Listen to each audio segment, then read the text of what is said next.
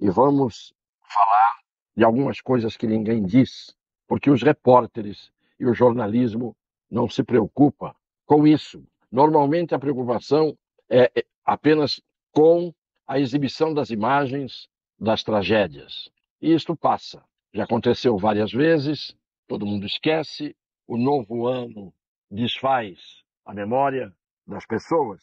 E eu vou começar dizendo o seguinte: ninguém para falar de assuntos técnicos, assuntos que têm a ver com essas tragédias, assuntos técnicos em todos os sentidos. A começar, estamos falando de uma região, que é a chamada região sudeste do Brasil, onde existe aquilo que muita gente chama de cadeia de montanhas, outras pessoas chamam de Serra do Mar, que é a principal, eu diria, uma cordilheira. O nome não é próprio, mas poderia ser, quase poderia ser. Essa fileira de montanhas que estão praticamente de frente para o mar. Isto tem uma história de bilhões de anos. Essas montanhas que a gente vê hoje aí, e a gente pode simbolizar o Pão de Açúcar no Rio de Janeiro, a Pedra do Baú em Campos do Jordão e outras tantas aparentes que a gente vê,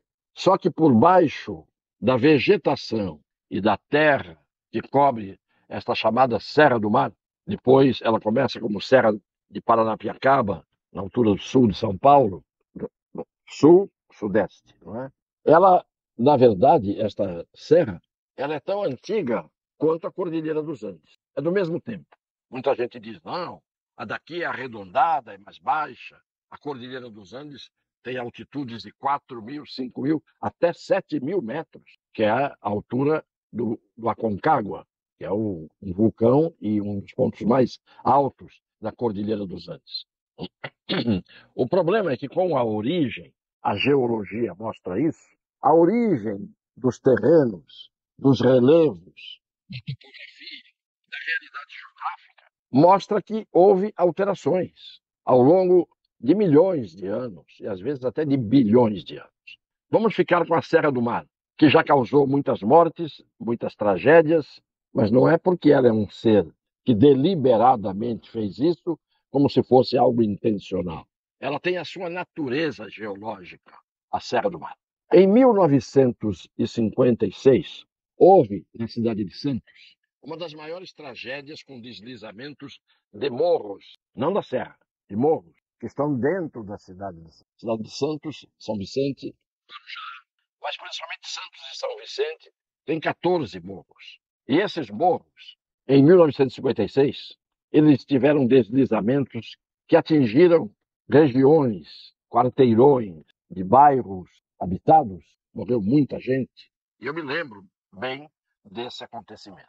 De lá para cá, não houve quase mais isso. Porque uma das características dessas tragédias é que a Terra desliza. Daqui a pouco nós vamos falar sobre o deslizamento. Ela desliza. E como ela desliza, praticamente não há mais terra a deslizar na frente.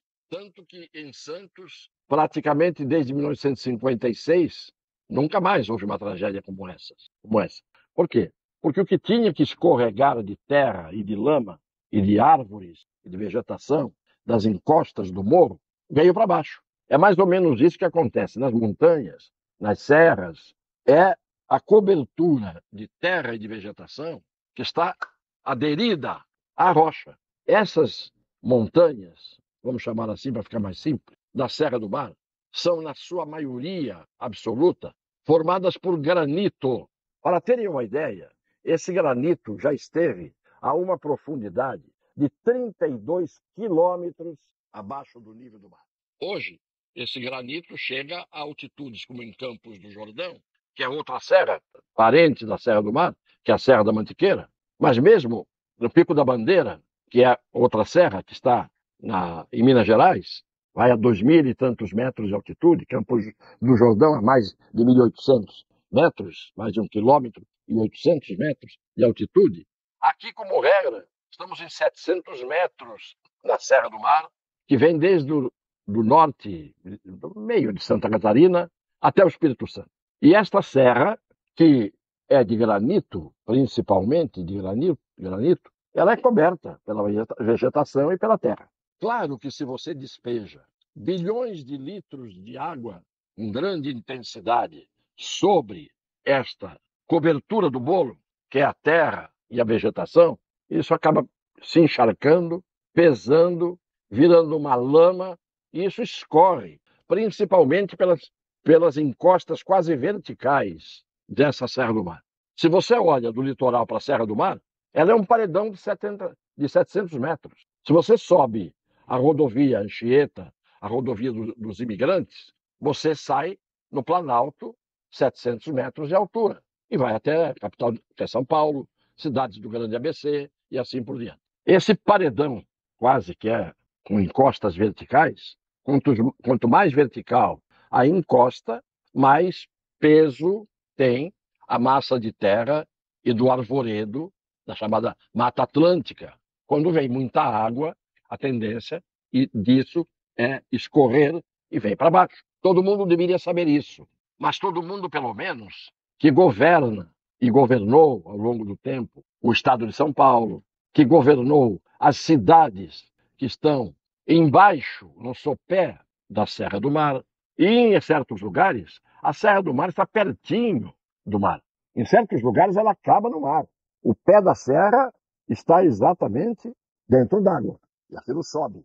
Então, se nós temos essa realidade geográfica, topográfica ou geológica, como quiserem, é preciso que as pessoas possam usar a cabeça para prevenir os males, as tragédias, os desastres. A primeira coisa, evidentemente, seria impedir que esta terra e essas árvores, tudo isso, descessem pela encosta e fossem parar lá embaixo. Mas é quase impossível impedir isso em determinados momentos. Então, as cidades deveriam estar desencostadas, quanto mais longe possível do pé da serra, para evitar que elas sejam atingidas por essas avalanches absurdas. As cidades apenas não encostaram, as cidades foram subindo a serra, foram subindo os morros, e aí as pessoas dizem, há muita gente morando em áreas de risco. A primeira coisa que a gente tem que dizer é a seguinte, não se deveria permitir construção nenhuma em áreas de risco. Porque se é área de risco, como é que o poder público, que tem o código de posturas, o código de edificações nos municípios, como é que o poder público permite a construção de habitações nos morros, nas encostas, nas margens dos rios, dos riachos, que aparentemente são inofensivos, mas quando transbordam, são rios caudalosos que pegam todas as pessoas e suas moradias que estão construídas onde não poderiam estar. Aí dizem assim, precisamos desocupar as pessoas que moram em áreas de risco. Não é isso que tinha que ser dito. Precisamos impedir que as pessoas ocupem as áreas de risco. Desocupar é um dever, mas um dever que é antecedido por outro dever, que é impedir que se construa em áreas de risco. E essa construção em áreas de risco é pura e simplesmente permitida. Por quê? Porque a corrupção faz isso. Câmaras de vereadores fingem que não veem. As fiscalizações das prefeituras, que às vezes se cismam com um puxadinho aqui, uma edificaçãozinha ali, vão deixando acontecer a ocupação de áreas de preservação permanente, vão deixando que façam construções de palafitas em lugares em que a maré sobe, alaga tudo, habitações pré-históricas, precárias, e depois que estão feitas e não poderiam ser feitas, não urbanizam, não constroem, não aterram o lugar onde as palafitas estão fincadas, espetadas, dando uma moradia digna para as pessoas. As pessoas vão morar onde podem, mas o poder público tem que tomar providências para que elas não morem onde podem e depois onde elas moram, que era onde podiam, é o lugar onde elas morrem, ou é o lugar onde elas perdem tudo. Então, ninguém ocupa a área de risco, ninguém ocupa a área de preservação, ninguém ocupa áreas que alagam, se não houver um processo de omissão, de corrupção do poder público, dos que governam, permitindo que isso tudo aconteça. Aí, na hora em que vem a tragédia, todo mundo se mobiliza. Ah, destina X para reconstruir, dão Y, libera um fundo de garantia, uma parte, para as pessoas remediarem a sua situação e assim por diante. A Serra do Mar é um dos lugares onde mais chove no mundo. Perde apenas para o Sri Lanka, que era o antigo Ceilão, com as chuvas das monções. Aqui é um dos lugares em que mais chove na face da Terra, a região da Serra do Mar. Então, isto já é um dado suficiente para se saber que morar embaixo da Serra do Mar, mais cedo ou mais tarde, pode levar 50 anos, 60 anos, 70 anos, um dia vem a chuva.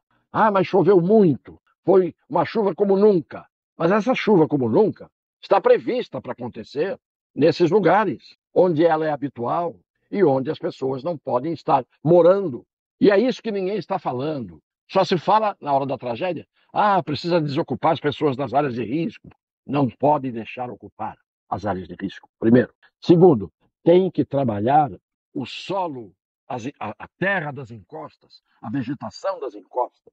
Porque em Caraguatatuba, em 1967, a serra deslizou praticamente inteira. Toda a cobertura de vegetação e terra de Caraguatatuba veio para baixo. Na época morreram mais de 400 pessoas.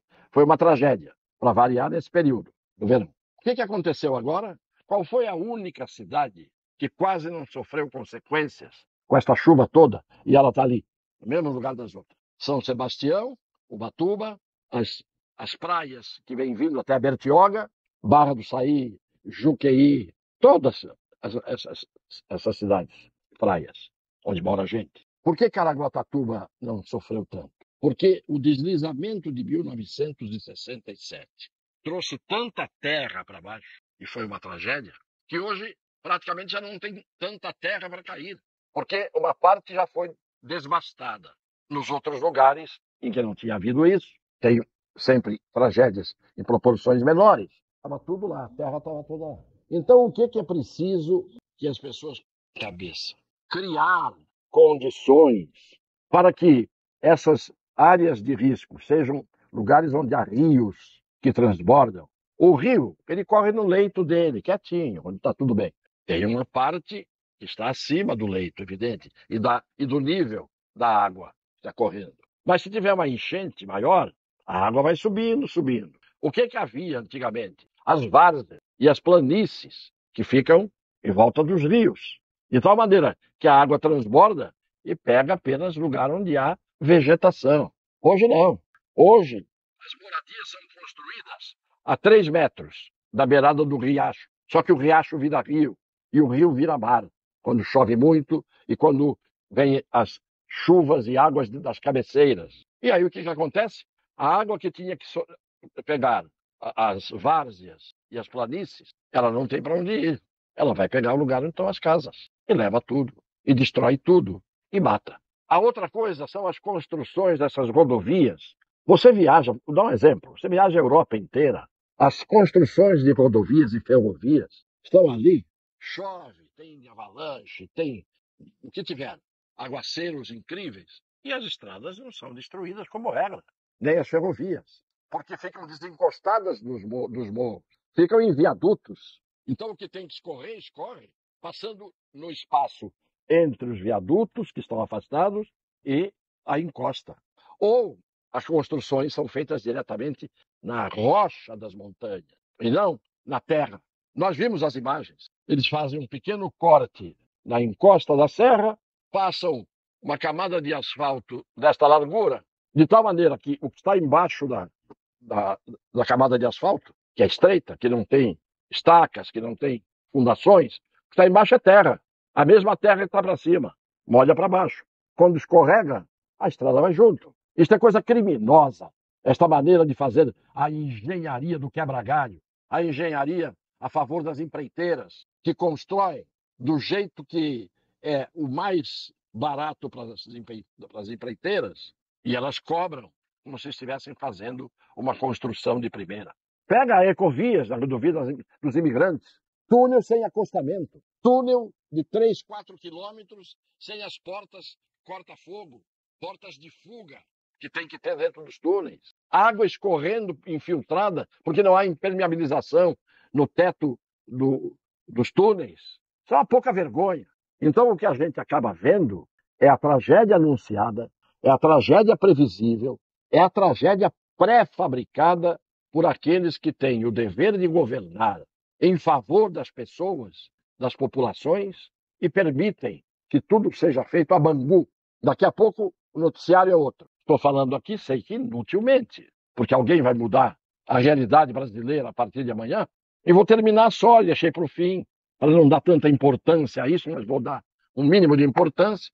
Veio o presidente da Bahia, presidente da República, começa o seu discurso, tendo ao lado o governador do estado e o prefeito de Caraguatatuba, de São Sebastião, e a primeira coisa que ele fala é que, politizando mais de uma vez tudo, olha aqui, o prefeito é de um partido, o governador do outro, eu sou do outro, e estamos aqui todos unidos, o que prova que é possível haver união. A gente sabe bem do que ele estava falando. Esse discurso tinha que ter sido feito no dia da posse, pregando a união desde sempre. Agora estão todos unidos? Muito bonito que estejam unidos ali para o discurso. Ministros, todo mundo. Quero saber se estão unidos para o trabalho que tem que ser feito no dia a dia por parte de quem governa, em todos os níveis. Então é isso que eu queria dizer hoje, com muita tristeza, porque é impossível a gente não ficar deprimido e triste quando a gente vê a dor dos outros e os outros perderam aquilo que a gente nem quer imaginar que possa acontecer conosco. E naquele momento, a solidariedade começa. As pessoas fazem doação, as pessoas contribuem. Desperta-se momentaneamente um tipo de solidariedade. Além da solidariedade também dos cães, dos animaizinhos, que ficam ali dentro d'água para não ficar longe dos seus donos, dos seus tutores. É outra lição que se tira das horas amargas. Deus abençoe. Um beijo no coração das pessoas de boa fé.